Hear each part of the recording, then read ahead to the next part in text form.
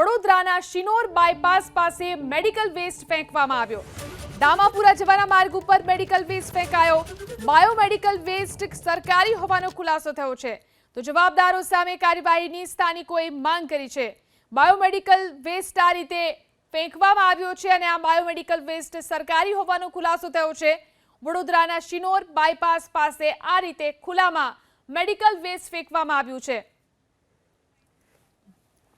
વડોદરાના શિનોર બાયપાસ પાસે medical waste ફેંકવામાં આવ્યો।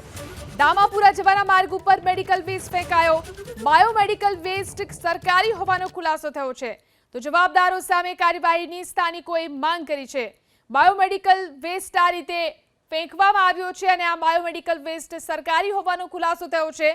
વડોદરાના શિનોર બાયપાસ પાસે આ રીતે ખુલ્લામાં મેડિકલ વેસ્ટ ફેંકવામાં આવ્યું છે।